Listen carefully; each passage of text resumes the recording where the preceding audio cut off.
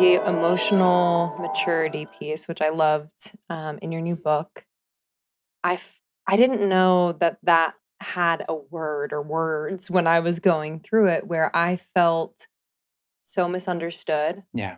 but I was also kind of most certainly misunderstanding other people Yes, yes. and not taking responsibility for Mhm. that, and really taking responsibility for how I felt.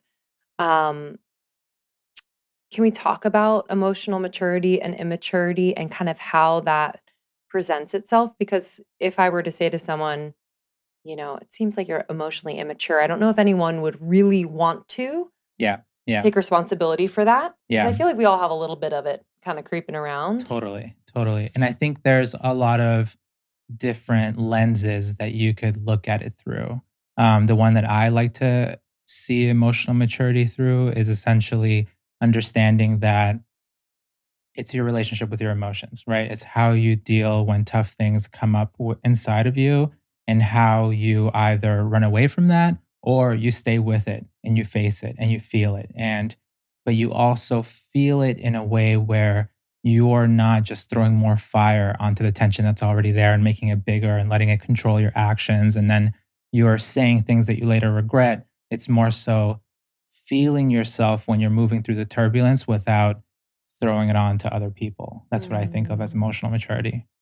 Yeah, it's the projection piece is a little sneaky where, you're feeling these big feelings. Yeah. I'll speak for myself when I feel big feelings and for so long I didn't know how to hold them. Mhm. And so it's like they would just kind of bleed out Yeah. and really blend with other people's emotions, say with a partner or family or friends. And it was hard for me to distinguish like what was mine and what wasn't, Yeah. you Yeah. know? How do you, within your relationship, speak to these emotions? Because I feel like for me, the communication piece has been such a huge practice Yeah. where I need to almost like pace myself so that my words can catch up to my emotions.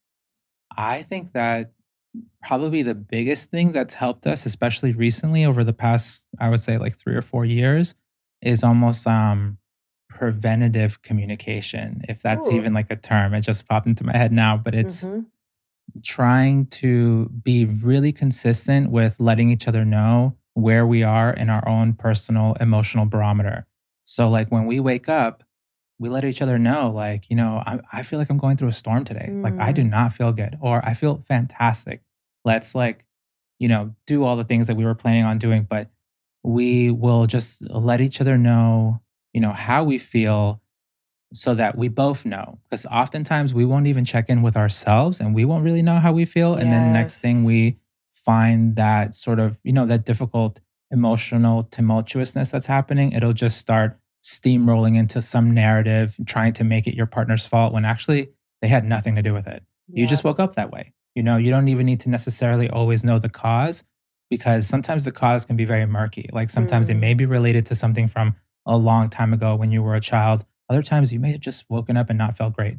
Um, but how you respond to it is like critical. But part of that Yes. response is really highly dependent on just letting your partner know. So you both set the stage where it's like, okay, if I know that my wife is not feeling that well, then that gives me an opportunity to show her love by stepping up. Mhm, and not take it personally. No.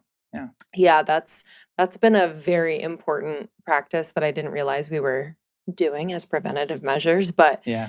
yeah, it reminds me something our therapist said to us was if it hasn't been, or I'm butchering this, but if it hasn't been said, then it's not true yet. Like if you haven't expressed it to your partner, That's you so can't smart. Yeah. assume that it's true. Hmm. Because I would kind of sit and, like, if he was in a mood, which he can be, my sweet Pisces, but I'm also a Gemini moon, so Yeah. we're 2 people.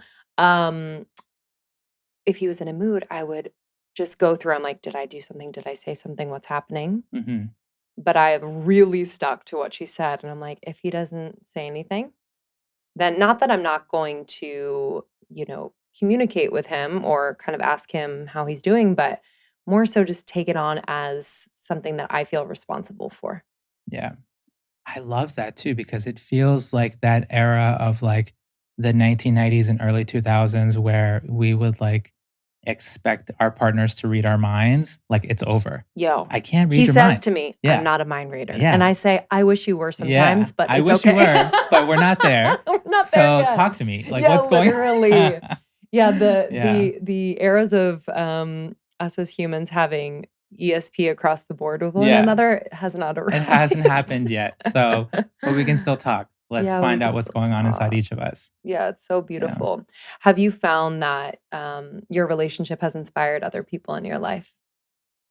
Um, Just I by think osmosis, so. not by, like, actual teaching, but Yeah, I mean, I think so. I think I've had some really close friends. Like I just married my one of my best friends, Sam, and his wife Jackie, Mm, and I got to perform the ceremony for them.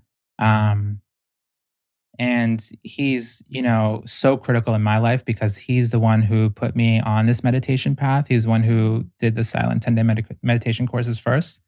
So I always feel like I owe him the world, because he like I don't even know if he understands the magnitude of what he's done for me by showing me my path. But when we asked, like when he asked me to do the ceremony, he's always been very sort of genuine with me about how there are aspects of my life that he tries to emulate. And I know mm. the love that Sarah and I have for each other, he wants to carry a similar quality into his relationship.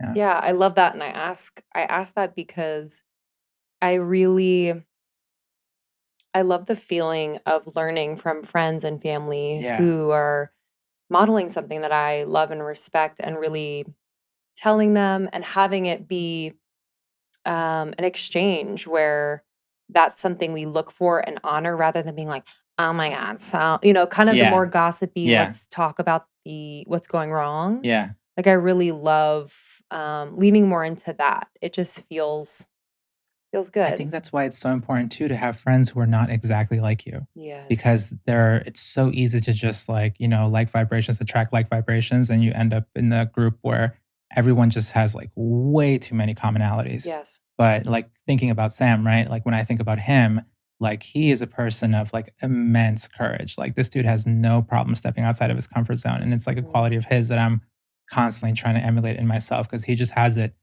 to like a very like highly developed degree. Yeah. Yeah. So, your meditation path, I know we've talked about it the first time we spoke, but I feel like perspectives of Sure. our It's been path are years. always Yeah. changing. Yeah. And our community is, whether they are regular meditators or Mhm. they're curious about meditation, would love to know how you met meditation. Sure. And I was talking to Sarah before this, and she was saying you guys did a 45-day Yes. Mhm. recently. I would love to talk about that, but would love to Yeah. talk about just how you met meditation. Sure. Yeah. So it was interesting. Meditation kind of came to us. It was the summer of 2012 for me when I did my first course. Um, but that happened a year after I hit my rock bottom. So like my rock bottom point was the summer of 2011. And that's when, one night I just did like way too many different drugs, felt like I was dying, Mhm. literally felt like I was having a heart attack. I spoke to a doctor later and she was like, yeah, it sounds like you had a mild heart attack. Wow. So could have lost my life that night. But that night I realized that what had gotten me to that point was that I had been lying to myself. I had been lying to myself about how like rough I was feeling inside, how much anxiety I was feeling, how much sadness. And I would try to run away from that by just like filling myself with pleasure by going to parties, by drinking, by doing different drugs, by constantly stimulating myself in some Yes. manner or another. But when I realized that what had gotten me to that point was lying to myself, I was like, maybe if I tell myself the truth, I can pull myself out of this mess. Yeah. So I spent like a whole year just really practicing, I guess, like my own version of radical honesty, where I'm just like really just being super truthful with what's happening inside of me to myself, not necessarily to other people, but just like that first step, just like what is Mhm. happening, and instead of immediately like trying to smoke or trying to call out, trying to just distract myself from some manner, I would just sit there. I wasn't even meditating. I would just sit there and just feel what I was feeling. And it had a lot of results. But in some ways, it feels like a year later that kind of I don't know, in some way got me ready to do that first silent 10-day meditation course Yeah. because it took um, that sense of presence to like a whole nother level because you're just, it's totally silent. You're there for 10 days. You are not communicating with anyone else. You don't have your cell phone. You're not like emailing with you're totally disconnected from the outside world. And it's just you and yourself and Mm. your emotional history. Mhm. So yeah, it was incredibly, incredibly difficult. But to this day, it still is like my primary and really my only tool. Like that's the only thing that I use for my personal growth, and it has just provided tremendous results for me personally. Wow. Um, Can you describe the power and the practice of the 10-day Sure, yeah. silent So the meditation? 10-day course, when you go in, the first 3 days, you practice what's called anapana, Mm. and that's sort of a concentration practice that helps calm and concentrate the mind, where you're aware of the natural breath. And it's quite difficult. Like you are breathing all the time, but we're never really aware of the breath moving in and moving out. Sure. So when you start practicing that, it shows you how um, unfocused your mind is. Like it's, you may focus for like one breath and then already it's thinking about the future or it's thinking about the past. Um, and then after those 3 days, after the mind settles down a little bit, you start observing the body. You start observing the truth that's happening within the framework of the body, and that truth sort of immediately reveals itself as impermanence. Right, like everything's changing, fluctuating. Whether it's like a really intense pain, there are intensities in that pain. Whether Yeah. it's like some tingling or vibrating, there's some motion there. So you see the truth of change, and that truth of change is what allows a lot of that unbinding of that old conditioning in the Mhm. mind and sort of creates that feeling of liberation. Yeah. Yeah, the sitting with your emotional history is, when you say it, I'm kind of like, "Whoa, what would come up?" Yeah. What did it feel like, I suppose, sensationally? Like, it feel like waves, or was it how did you kind of, um are you supposed to process it in the moment? Yeah, it's interesting. You don't want to give too much meaning to any particular feeling because a lot of it Mhm. is just like you're just understanding the law of impermanence primarily.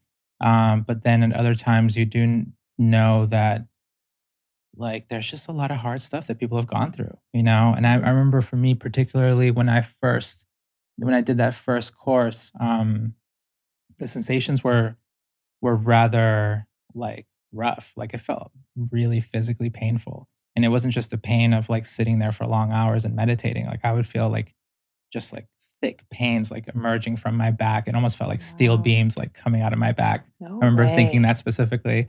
You're like, "I hope Uh, this isn't I something that doesn't know. need to be I know. there." I'm like, I hope I'm okay, but like Keep I was going. okay. It was just like Yeah. so much stuff from the past that had been Wow. just Lodged. accumulated Yeah. over time. That's what people don't quite realize that Mm. every time that you react, whether it's like light or very dense reaction, it gets accumulated in the subconscious of the mind. And that like, you know, it stays there and it'll affect how you see the present and how you react when different situations occur. Yes. Yeah. Yes. Yeah, there's, the body's intelligence has been something that I've been working with related to my intuition, because I Yeah. found that I will feel intense sensations in my body connected to, um, moments of, like, high emotion, or intense emotion, and sometimes it's mine, sometimes it's not. Mhm. Sometimes it's like a message trying to come through, um, but the body is just incredible. It's like this Yeah. little, radar, or like It's like like a a little, compass. yeah, it's like a Yeah. little where there's information coming in. Mhm. What is your relationship with your body, like the evolution of your relationship with your body been like? Oh, that's a great question. I think it's been an evolutionary arc of just acceptance, Yeah. right? Because there's this constant thing that, especially, I imagine that a lot of Westerners in particular have because we're constantly fed images of beauty. I'm sure that's a Yeah. problem all around the world. Yep. But just like accepting where I'm at and just Mhm. loving where I'm at Yeah. without being like, okay, I need to get here or I need to get there. And a lot of that has been built through the meditation practice and has helped me sort of hone my relationship with my intuition in particular. Because for me, I mean, intuition just works really different for different people. Like a few things that I've learned is that two things in particular. One, your intuition, if you're really going to follow it, it will ask you to step outside of your comfort zone. Like it's meant Mhm. for you to grow. And the second part is that it won't ask you to do anything that will hurt you. Mm. Like it may ask you to do things that are, challenge you, may like scare you a little bit. If it's like, you need to move to this new city, or you need to like leave this job for this other one, or things like that that feel daunting. But it's not going to ask you to do anything that will hurt you. Um, but to me, it feels like a very sort of like continuous calm signal that is very different from the cravings of the mind. Because the mind's like, I want ice cream, like I want to watch more of this TV show, or but it's you can tell that these are sort of the sounds that reactions Mm. make, as opposed to the body just like continuously delivering this one particular message. Like I remember the moment when Sarah and I decided that we were kind of like over. We used to live in Boston before we lived in New York City for 7 years. Um, but I just kept feeling, I was like, now's the time. Like it's time to go to New York City. I thought it was the time before, but it wasn't quite yet. Um, but this moment in particular felt different. And when I checked in with her, she felt like, yeah, it's time to do something really different. And when we listened to what was coming in through us, we felt like we went to New York, and New York almost received us with open arms. We quickly found a room in our friend's the apartment that he had, and then we were able to find our own apartment like a month later. Sarah found a job really quickly that she loved, and then I got the like sort of like the next step of that, which was like, that it's time to write, but now you actually need to start writing. And that's when I like Mm. started the Young Pueblo stuff. Wow. Yeah.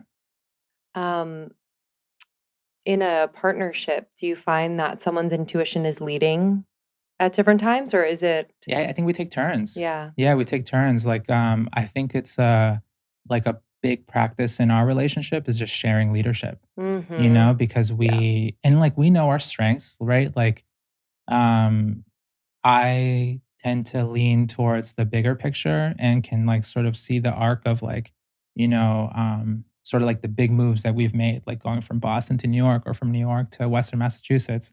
That was like my intuition coming in. But Sarah is more so like she can deal with like what's happening right now in a Mm. way where she's like, we need to get like these things done. And like, these are the things I'm going to do. These are the things you're going to do. And I'm like, okay, Great. boss, got it. Yeah. Yeah, the sharing of leadership is so Yeah. powerful, and it just builds that trust. Hmm. And it feels good to trust the other person to lead. Thank you so much for tuning in to Morning Microdose by Almost 30. We hope you enjoyed waking up. As always, we encourage you to take what resonates and leave the rest. If you enjoyed this trip, tune into the full episode on the Almost 30 podcast. All episode information can be found in the show notes. Make sure to subscribe, and if this becomes a part of your morning routine, be sure to share it with a friend. We have new inspiring doses Monday through Friday. Follow us on Instagram at Morning Microdose, and follow Almost 30 at Almost 30 Podcast. Thanks for listening. We'll see you in the vortex.